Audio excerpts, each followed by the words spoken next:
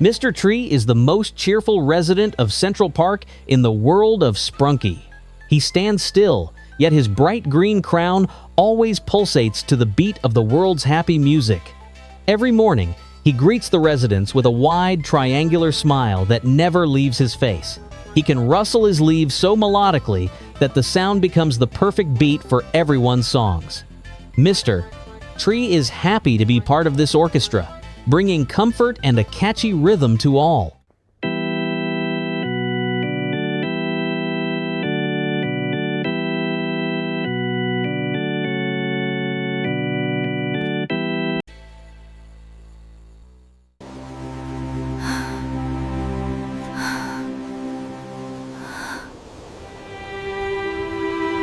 Mr. Tree stood in the meadow, soaking up the sunlight with his bright green crown and constant smile. But one day, even in the clearest weather, a cold, invisible shadow fell upon him. At first, it was just a slight darkening at the tips of his leaves, but soon his trunk lost its warmth. The corners of his mouth began to slowly droop, replacing his cheerful grin with a look of quiet anxiety. He felt a coldness growing inside, a warning of the coming darkness that would eventually consume him completely.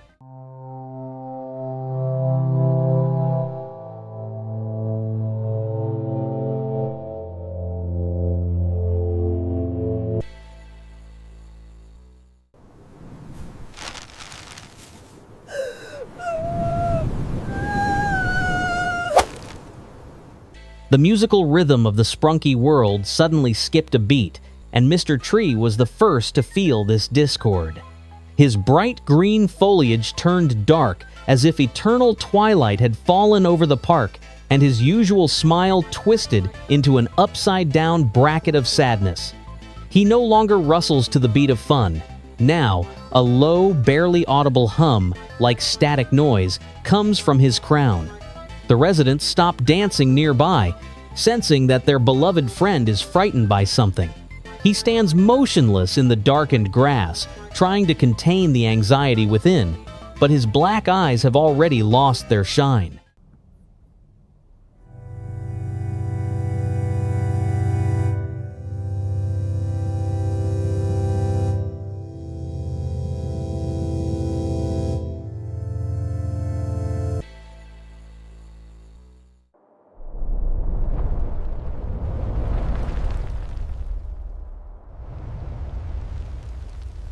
Mr. Tree has left his homeland, driven by an insatiable hunger for forbidden knowledge. His crown has turned the color of thick blood from the dark energy he absorbs in the dead wastelands. His trunk has turned black, rejecting all light, and instead of a face, ancient white runes have appeared on the bark, the first words of a transformation spell. He no longer stands still. He glides between worlds, searching for the source of absolute magic. These glowing symbols are just the beginning of a ritual that will soon grant him terrible new sight.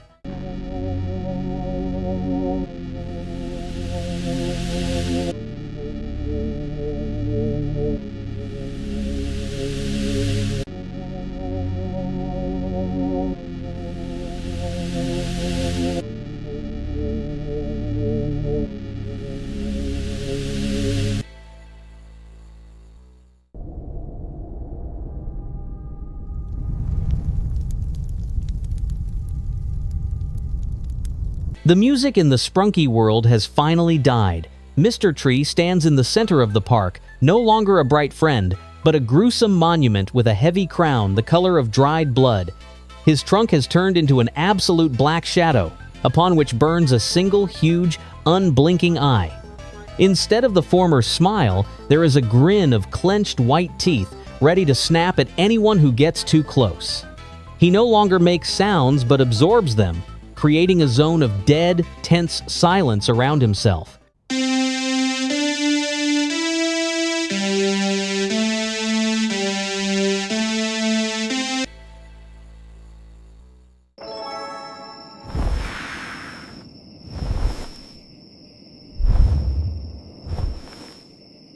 Mr. Tree froze in the middle of the dead wasteland, his single eye spinning madly, scanning layers of reality for the last dose of power.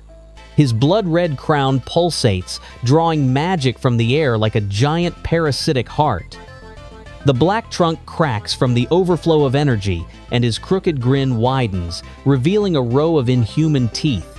He feels an unbearable itching and twitching of new flesh beneath the bark, right next to his first eye. The ritual is nearly complete. The abyss is not satisfied with one observer. It is preparing to open a second eye to see the world in all its horror.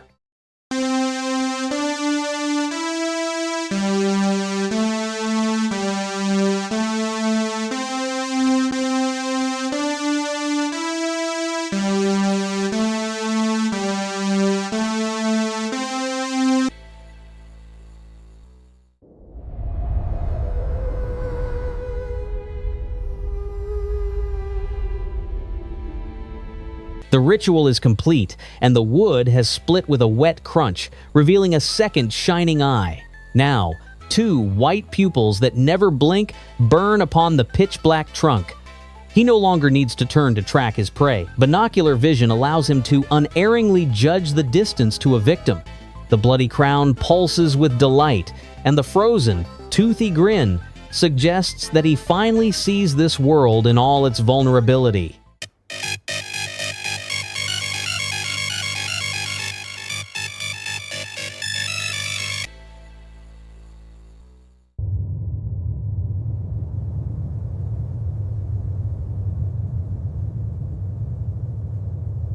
Mr. Tree absorbed too much forbidden power, and his shell began to collapse. A huge chunk of his trunk simply vanished, as if someone invisible took a bite out of reality itself along with his flesh. The top of his crown is sheared off by the world's border, turning him into a flat, broken sprite. But even with a hole in his head, he continues to live. His single remaining eye burns with insane light, and digital blood oozes from the jagged wound. He is no longer a hunter. He is a rabid, wounded animal, destroying everything in its path out of pain.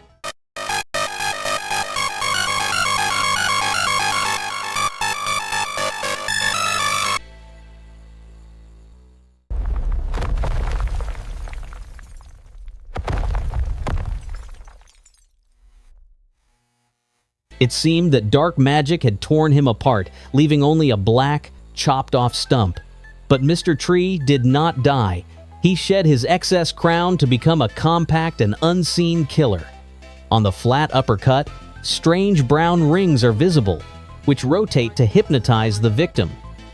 His single surviving eye with a narrow pupil is now at the eye level of a child, staring with hungry attention. The toothed maw hasn't gone anywhere, it simply waits for someone careless to sit on this stump to rest.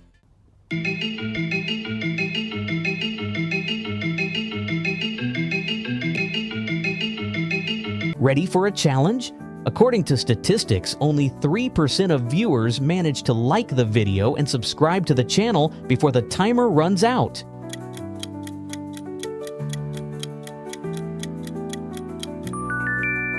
Write a comment if you made it in time.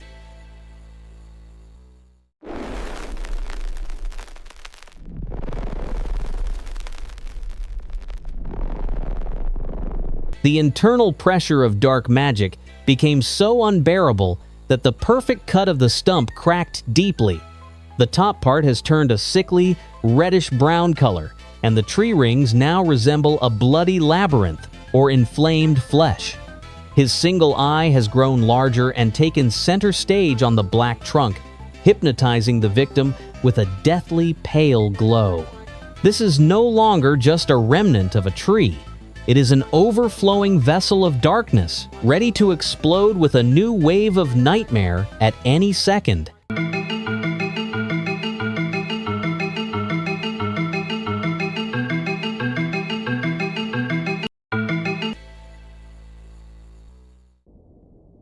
Dark magic has completed its cycle, and Mr. Tree's wooden structure has been reborn into living, pulsating flesh.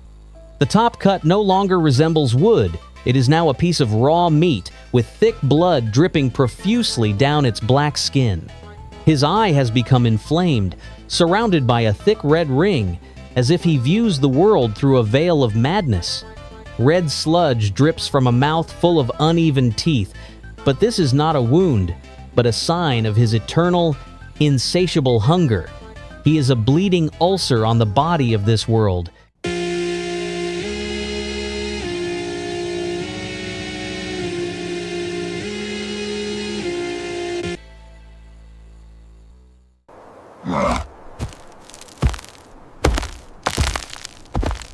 Someone brave tried to stop this nightmare by driving an axe straight into the monster's crown, but the blow didn't kill him. It merely cracked the shell, allowing a giant bloodshot eyeball to hatch. The weapon is forever stuck in his head, fused with the organism, while sharp, dry branches sticking out from the sides resemble spider legs. Now he wears a missing poster on his black trunk as a mockery, most likely. It is the photo of the very hero who left his axe in him.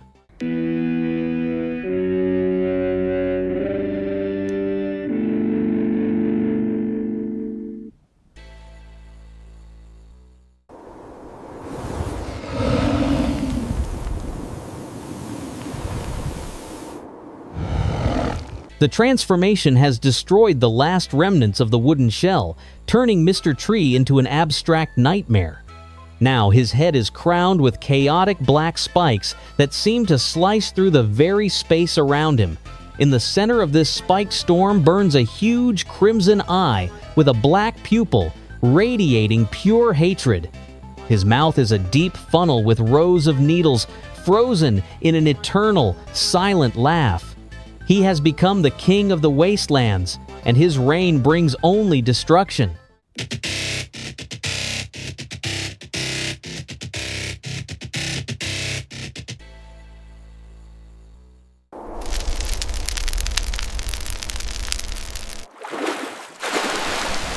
The final attempt to destroy the monster led to an impossible result. The axe chopped his trunk into parts, but they did not fall. Instead, they hovered in the air, held together by thin, bloody veins. The blade remains stuck in the top section, fused into red tree rings that resemble raw meat. In the center of the floating black cylinder, a crimson eye with a vertical pupil has opened, now seeing right through the world. He is no longer tethered to the ground. He is a levitating totem of pain that cannot be felled.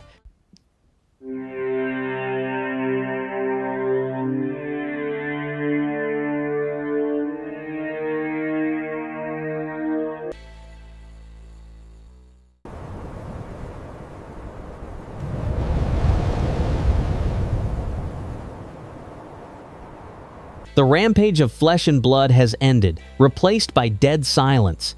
Mr.Tree has frozen, turning into a tall brown monolith riddled with black vein cracks through which pure darkness flows. He no longer has a mouth to scream or bite. He doesn't need one. In the center of the trunk, a giant red eye with a black pupil has opened, hypnotizing anyone who dares to look at it. His branches have become like frozen black lightning, ready to come alive and pierce space at any moment.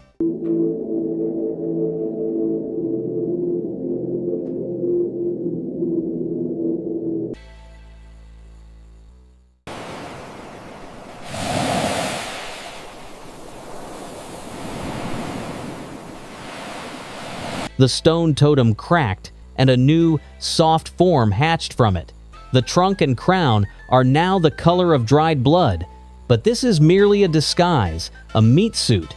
The true horror hides in the perfectly round black void in the middle of the trunk.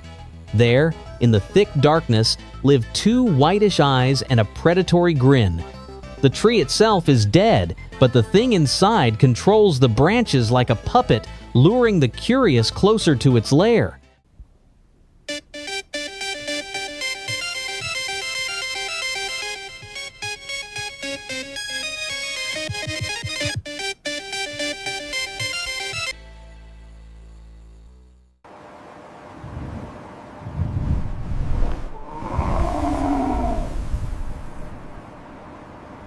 The monster tried to remember what it used to be like to lure prey again, but its memory is distorted by darkness. Instead of green foliage, it grew a huge, perfectly round crown the color of fresh blood. The trunk remained charcoal black, and in place of a friendly face appeared two glassy, senseless eyes looking in different directions. The mouth is not a smile, but a rough horizontal cut with 2 rows of tightly clenched teeth.